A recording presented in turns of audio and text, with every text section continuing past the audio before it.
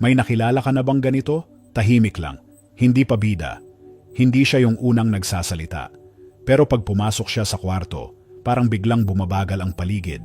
Walang ingay, walang yabang, pero ramdam mo ang presensya niya. Hindi mo maipaliwanag kung bakit, pero may bigat. May dating. May aura. At ang pinakakakaiba, hindi siya gwapo o maganda sa karaniwang sukatan. Hindi rin siya trying hard. Hindi rin siya naghahanap ng atensyon. Pero somehow, mas napapansin siya kaysa sa mga taong sobrang ingay. Kung naranasan mo na yan, ito ang totoo. Hindi ito tungkol sa itsura. Hindi rin ito tungkol sa pagpapapansin. Ang ganitong klase ng attraction ay hindi nakikita, nararamdaman. Ang tunay na attraction ay energy. At sa Stoic philosophy, ang energy na yan ay galing sa inner strength. Sa pagiging kalmado, kontrolado at buo sa sarili. Sa mundo ngayon, lahat gustong mapansin. Mas malakas ang boses. Mas mabilis ang reaction. Mas exaggerated ang galaw. Pero napansin mo ba? Habang mas pilit ang isang tao na mag-stand out, mas nagiging forgettable siya. Samantalang ang taong hindi nagmamadali, hindi nagpapa-impress, at hindi naghahabol ng validation, sila ang mas may impact. Dahil ang presence nila ay hindi galing sa effort. Galing ito sa katahimikan at kumpiyansa. Ito ang tinatawag ng Stoics na magnetism ng self-mastery. Hindi ka attractive dahil gusto mong magustuhan. Attractive ka dahil komportable ka sa sarili mo. Ang attraction, sa totoo lang, ay hindi kung paano ka tinitingnan ng iba, kundi kung ano ang nararamdaman nila kapag kasama ka. May mga taong pagkausap mo, parang gusto mo agad umalis. At may mga taong kahit tahimik lang, gusto mong manatili. Hindi dahil may sinasabi sila, kundi dahil payapa ang pakiramdam mo sa tabi nila. Iyan ang Stoic magnetism. Sa Stoicism, mas mahalaga ang self-mastery kaysa appearance. Mas malakas ang calm response kaysa loud reaction. Kapag kontrolado mo ang emosyon mo, kapag hindi ka basta-basta naaapektuhan ng opinyon, kapag hindi ka reactive sa bawat bagay, naglalabas ka ng signal na nagsasabing, hindi ako gulong-gulo sa loob. At ang ganitong klaseng energy, bihira, kaya hinahanap-hanap. Ang kalmadong tao ay parang tahimik na bato sa gitna ng alon. Habang ang iba ay tinatangay ng emosyon, siya ay nakatayo lang, hindi nagyayabang, hindi sumisigaw, pero matatag. At ang ganitong klase ng katatagan, natural na nag-a-attract ng respeto, tiwala, at paghanga. Kaya sa video na ito, hindi kita tuturuan kung paano magpanggap na confident. Hindi rin kita tuturuan ng pick-up lines o tricks.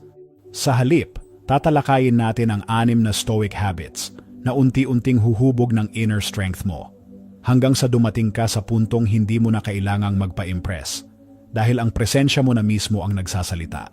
Kung handa ka nang maging kalmado sa isang magulong mundo, kontrolado sa isang reactive na lipunan, at buo sa sarili kahit walang palakpakan, simulan na natin. Habit 1. Tunay na pakikinig. Sa panahon ngayon, bihira na ang tunay na nakikinig. Karamihan sa atin, nakikinig lang para sumagot, hindi para umunawa. Habang nagsasalita ang kausap, abala na ang isip natin sa susunod na sasabihin. Kung paano tayo magmumukhang matalino, tama, o mas magaling. Pero ang Stoics ay may ibang pananaw. Para sa kanila, ang pakikinig ay disiplina ng isip. Sabi nga ng isang Stoic teaching, mayroon tayong 2 tenga at 1 bibig. Hindi para mas marami tayong masabi, kundi para mas marami tayong maunawaan. Kapag tunay kang nakikinig, hindi ka nagmamadali. Hindi ka nag-i-interrupt. Hindi ka naghahanda ng rebuttal habang nagsasalita ang iba. Tahimik ka pero hindi walang laman. Presente ka. At iyan ang dahilan kung bakit nakaka-attract ang tunay na listener. Dahil sa mundong puno ng ingay, ang katahimikan na may atensyon ay bihira. Kaya hinahanap. Kapag nakikinig ka ng buo, may isang bagay kang ibinibigay na mas mahalaga pa sa payo o solusyon. Ang pakiramdam na mahalaga ang kausap mo. Hindi mo kailangang magbigay ng matalinong sagot. Hindi mo kailangang ayusin ang problema niya. Minsan, sapat na ang presensya mo para gumaan ang loob ng isang tao. Napansin mo ba? Kapag may nakausap kang taong hindi sumisilip sa phone, hindi nagmamadali at hindi ka pinipilit tapusin ang kwento mo, parang gumagaan ang pakiramdam mo. Iyan ang kapangyarihan ng pakikinig. Sa Stoicism, ang silence ay hindi kahinaan. Ito ay self-control. Kapag pinili mong makinig imbes na magsalita, pinipili mong isantabi ang ego. Hindi mo kailangang patunayan ang sarili mo. Hindi mo kailangang manalo sa usapan. At ang ganitong klaseng humility ay may tahimik na lakas. Para ma-practice ito sa araw-araw, magsimula sa simple. Kapag may kausap ka, ilayo ang phone. Itigil ang pag-scroll. Tumingin sa mata. Makinig hindi lang sa salita, kundi sa tono at emosyon. At huwag kalimutan, makinig ka rin sa sarili mo. Maglaan ng tahimik na oras araw-araw. Walang ingay, walang distraction. Pakinggan mo ang takot, pagod at iniisip mo. Kapag natutunan mong makinig sa sarili mo, mas nagiging maunawain ka rin sa iba. Sa huli, ang taong marunong makinig ay hindi lang nagiging kaaya-aya kausap. Nagiging pahingahan siya ng isip ng iba. At sa mundong pagod na sa ingay, ang presensya ng katahimikan ay napakahalagang regalo. Habit 2. I-cultivate ang inner peace.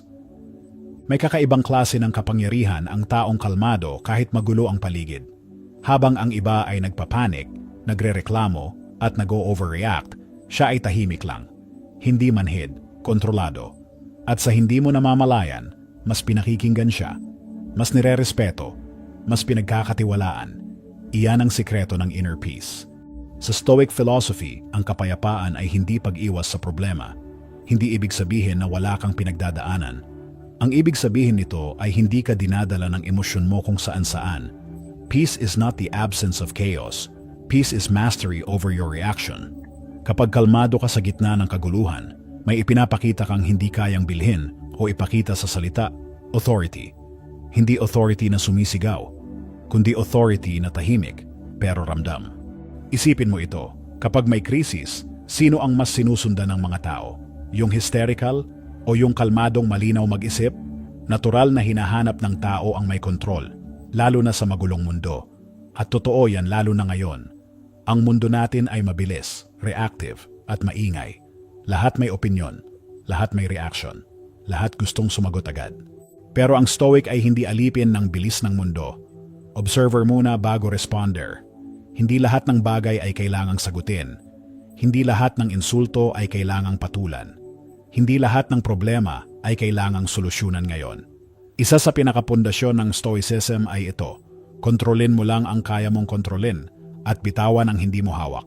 Simple pakinggan, pero bihira ang gumagawa.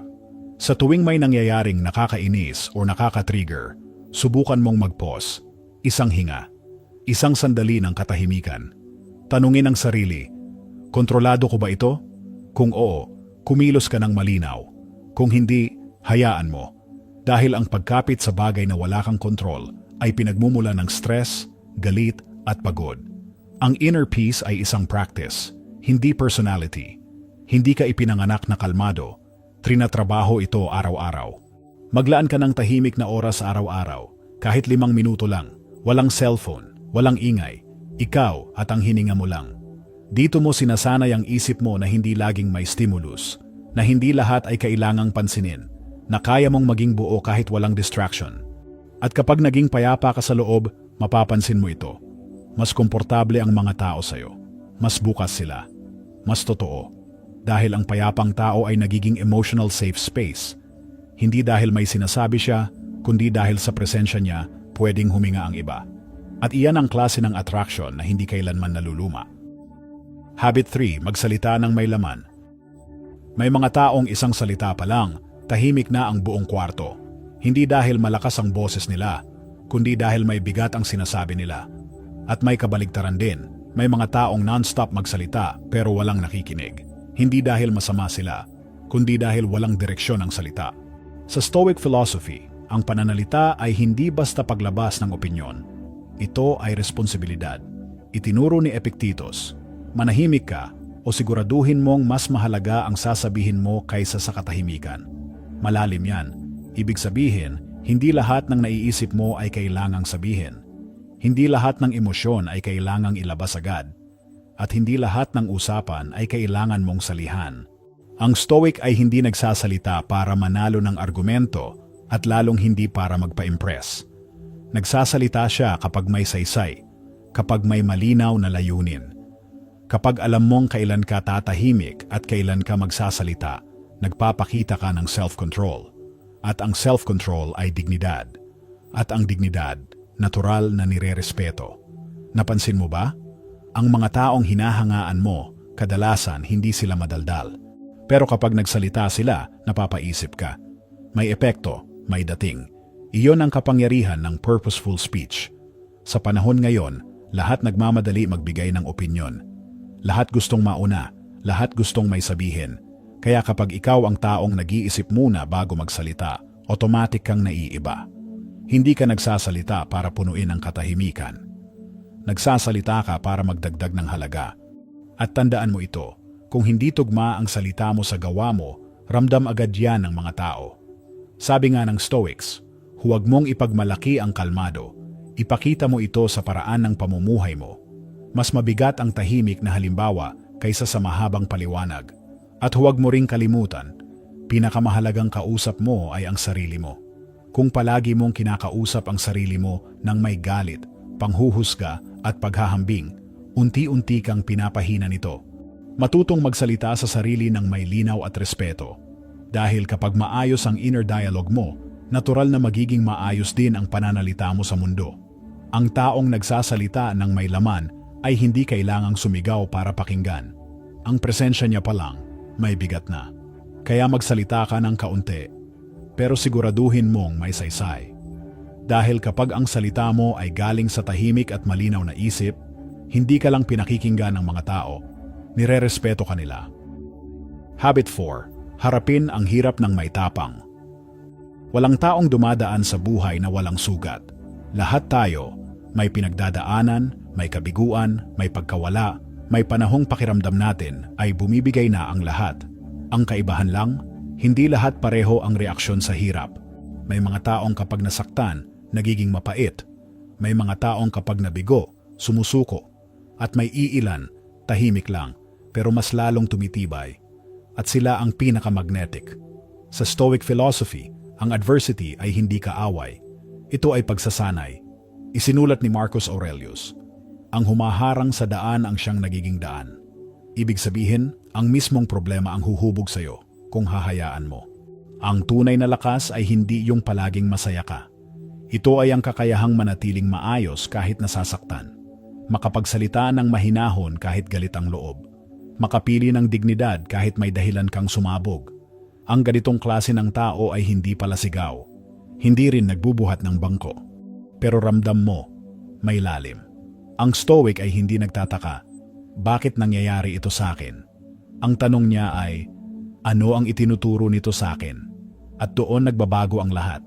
Kapag tinignan mo ang hirap bilang guro, hindi ka na biktima, ikaw ay estudyante. At ang taong marunong matuto mula sa sakit ay hindi kailanman tunay na natatalo. May konsepto sa Stoicism na tinatawag na amor fati, mahalin ang kapalaran, hindi lang tanggapin, kundi yakapin. Dahil ang bawat sugat na hindi ka winasak ay ebidensya na mas malakas ka kaysa akala mo. Napansin mo ba?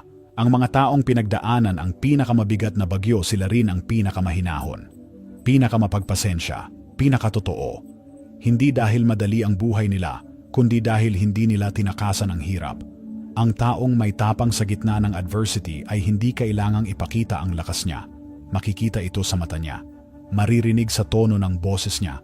Mararamdaman sa presensya niya. Tahimik, matatag, hindi nababali. At iyan ang klase ng lakas na hindi nawawala sa uso, hindi naluluma, at hindi kailanman nalilimutan. Kapag natutunan mong humarap sa hirap ng may tapang, hindi lang ikaw ang nagiging mas matibay. Nagiging inspirasyon ka, kahit wala kang sinasabing kahit ano. At iyan ang tunay na magnetism. Ang lakas na ramdam, kahit tahimik. Habit 5. Integrity muna bago approval. Maraming tao ang unti-unting nawawala ang dating, hindi dahil mahina sila, kundi dahil sobra silang nagpapasaya ng iba. Unti-unti, binabago nila ang boses nila. Binabagay ang opinyon depende sa kausap. Pinipili ang ligtas na sagot kaysa sa totoo. Hanggang sa isang araw, hindi na nila alam kung sino talaga sila. At ito ang kabalintunaan. Habang mas sinusubukan mong magustuhan ng lahat, mas nagiging ordinaryo ka. Sa Stoic philosophy, mas mahalaga ang mabuhay ng tama kaysa mabuhay ng popular. Isinulat ni Marcus Aurelius, kung tama ang ginagawa mo, huwag kang mabahala kung ano ang sasabihin ng iba. Dahil ang opinyon ng tao, nagbabago. Ngayon papuri, bukas panlalait. Pero ang integrity, hindi pa bago-bago. Ito ang nagsisilbing kompas mo kapag magulo ang mundo. Ang integrity ay hindi pagiging perpekto. Ito ay pagiging totoo kahit mahirap. Ito ang kakayahang magsabi ng hindi kahit may madidisappoint. Ang paninindigan sa prinsipyo kahit walang kakampi. Ang pagpili ng tama kahit walang palakpakan. At ang nakakabilib dito, ang taong may integrity ay hindi kailangang ipaliwanag ang sarili niya.